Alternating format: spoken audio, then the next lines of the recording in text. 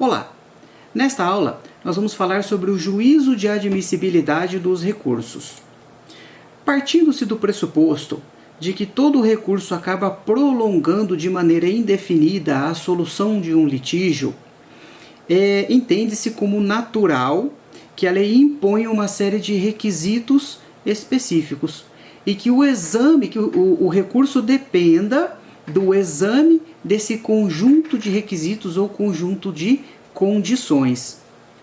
Esse exame chama-se juízo de admissibilidade. Imagine que, para você entender o que é juízo de admissibilidade, imagine que quando o seu recurso ele vai ser apreciado, antes, um momento um pouquinho anterior a essa apreciação do seu recurso, alguém vai lá com uma prancheta e ele vai analisar determinados requisitos ou condições de admissibilidade. Isso, em linhas gerais, assim, em uma ilustração, seria o juízo de admissibilidade. Que tipo de requisitos ou de condições que serão verificados? Aquelas condições que nós já trabalhamos em outras aulas, que são aí as condições de admissibilidade, são divididos em requisitos intrínsecos e extrínsecos. Então, o recurso ele vai ser dito admissível se ele cumpriu com esses requisitos, se ele atendeu todos os requisitos, tanto intrínseco quanto extrínseco. E aí ele será conhecido. Ao passo que disse que esse recurso ele é inadmissível se ele não atendeu a esses requisitos e a essas condições. Nessa circunstância, ele não será conhecido ou será negado provimento a esse recurso. Algumas situações, inclusive, esse juízo de admissibilidade, ela é feita não só uma, mas duas vezes. É o caso, por exemplo, do juízo de admissibilidade dos recursos extraordinário e especial. Caso, por exemplo, ali do artigo 1030, inciso 3 do CPC, que está escrito o seguinte: recebida a petição do recurso pela Secretaria do Tribunal, lembrando que esses recursos são protocolados no Tribunal AQO e depois são enviados ao Tribunal ad quem, aquele que irá julgar o mérito do recurso. O recorrido será intimado para apresentar contrarrazões no prazo de 15 dias, findo o qual os autos serão conclusos ao presidente ou ao vice-presidente do tribunal recorrido, que deverá, ou seja, o presidente ou vice-presidente do tribunal recorrido, tá lá no artigo 1030, que deverá, inciso 3, sobrestar o recurso que versar sobre controvérsia de caráter repetitivo ainda não decidida pelo Supremo Tribunal Federal ou pelo Superior Tribunal de Justiça, conforme se trate de matéria constitucional ou infraconstitucional. Ou seja, pessoal, eu tenho um juízo lá no tribunal que proferiu essa decisão que eu estou atacando e posteriormente eu vou ter um segundo juízo de admissibilidade quando ele der entrada definitivamente no STJ ou no STF. O recurso de apelação, por exemplo, tá? Artigo 1010, parágrafo 3º do nosso CPC.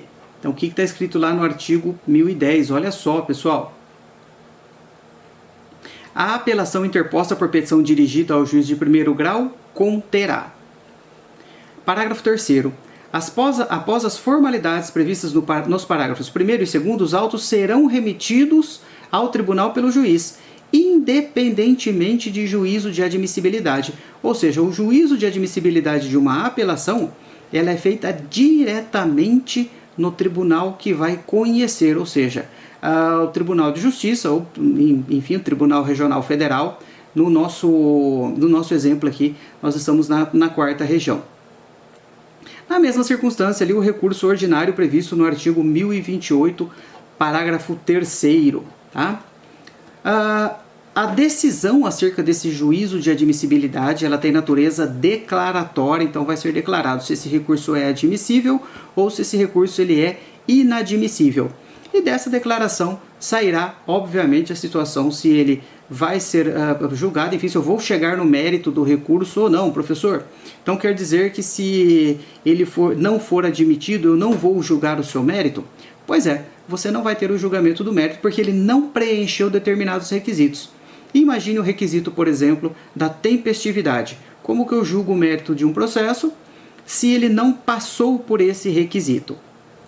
Bom, esse juízo de admissibilidade, ele é ou positivo ou negativo. Tá? Vai ser positivo aí quando realmente for aceito esse recurso, diz que ele é admissível, e negativo quando ele não for admitido. Em que momento que esse juízo de admissibilidade ele é feito? A lógica, se a gente for pensar pela lógica, você vai falar, bom, ali no momento da interposição do recurso é o ato seguinte, né? Eu interponho o recurso e o ato seguinte aí é passar por esse juízo de admissibilidade. Mas nem todas as situações são assim. Imagine, por exemplo, um acontecimento superveniente. Aí agora eu vou falar lá num requisito intrínseco, pessoal, tá? A inexistência de fato impeditivo ou modificativo. Lembram-se dessa aula? E isso só acontece depois ali de você interpor o recurso, depois, enfim, muitas vezes da outra parte se manifestar, às vezes até em vias de julgar o próprio recurso, é que vem aí, por exemplo, uma desistência, tá? Agora, por exemplo, a tempestividade e o preparo, elas são feitas aí no ato sequente à interposição desse recurso, mas eu tenho situações que podem ser feitas bem mais para frente, tá? Então, qual que é o objeto de admissibilidade, pessoal? São aqueles requisitos ou condições de admissibilidade do recurso que nós já estudamos, os requisitos intrínsecos e requisitos extrínsecos. Tá? Tem que passar primeiro pelo juízo de admissibilidade para somente depois chegar no juízo de mérito. Ele é um requisito, pessoal, que eu tenho que cumprir. A lei estabelece essa necessidade. O juízo de admissibilidade, ele se confunde com o juízo de mérito? Não, são situações completamente distintas. Tá? O juízo de admissibilidade ou mesmo o mérito do recurso não tem a ver com o mérito da causa muitas vezes. Tá? Pode ser que o mérito do recurso, por reflexo, ele venha a abranger o mérito da causa, mas pode ser que não.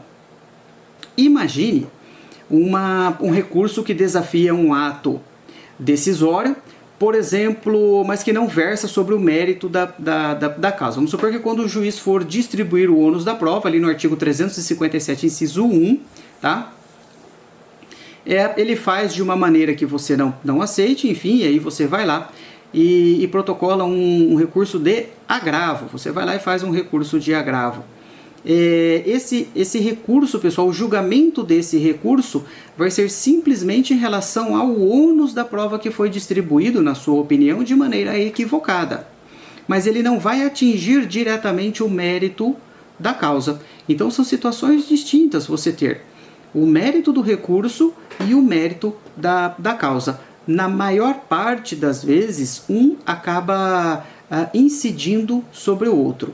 Mas existem algumas situações aí em que eles são absolutamente distintos. Inclusive as causas de pedir de um são diferentes aí das causas de pedir do outro.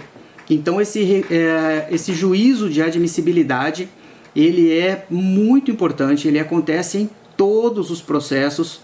É muito comum quando você pega uma decisão do tribunal, enfim, do nosso Tribunal de Justiça, e logo no comecinho ele faz toda uma parte descritiva ali, quem são as partes, tal, coloca a ementa e ele já começa ali. Presentes os requisitos intrínsecos e extrínsecos. E aí ele continua com o acórdão. Tá? Então ele começa muitas vezes, às vezes ele até diz quais são os requisitos, até aponta ali a presença dos mesmos. É possível, num recurso, você não preencher um requisito e vir a poder preenchê-lo depois? Olha, aí depende do caso, tá? Nem todos os requisitos podem ser preenchidos posteriormente, nem todos eles. Alguns requisitos admitem correção, outros não admitem. Por exemplo, vamos ali ao artigo 1007 do CPC, em que ele se refere ao preparo. Então ali consta o seguinte: no ato de interposição do recurso, o recorrente comprovará, quando exigido pela legislação pertinente, o respectivo preparo. Quando você ingressa com uma ação, você paga as custas iniciais, as custas de tramitação do processo. O preparo refere-se às custas de tramitação do recurso. Continuando, inclusive porte de remessa e de retorno sob pena de deserção. Então, se você não fizer o preparo, o nome que se dá a essa a consequência jurídica é a deserção. Ali no parágrafo 2º ele diz o seguinte: a insuficiência no valor do preparo, inclusive de porte de remessa e de retorno, implicará deserção se o recorrente, intimado na pessoa de seu advogado, não vier a supri-lo no prazo de 5 dias. Então é um tipo de requisito que você pode ir lá e recolher aquele dinheiro posteriormente. Vai ser aberta essa possibilidade? Sim. Você vai afastar a deserção? Vai afastar. Ali no artigo 932, ali está escrito o seguinte: o CPC estabelece: incumbe ao relator, parágrafo único, antes de considerar inadmissível o recurso, o relator concederá o prazo de 5 dias ao recorrente para que seja sanado o vício ou complementada a documentação exigível.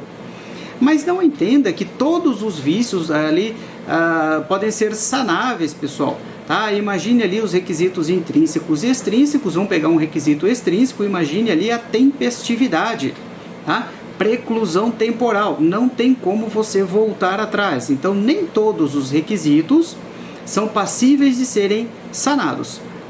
Alguns requisitos sim, outros não, dependendo ali, enfim, da gravidade. Um dos que é possível de você sanar é o preparo, requisito extrínseco. Beleza, pessoal? Até a próxima, até o nosso próximo encontro.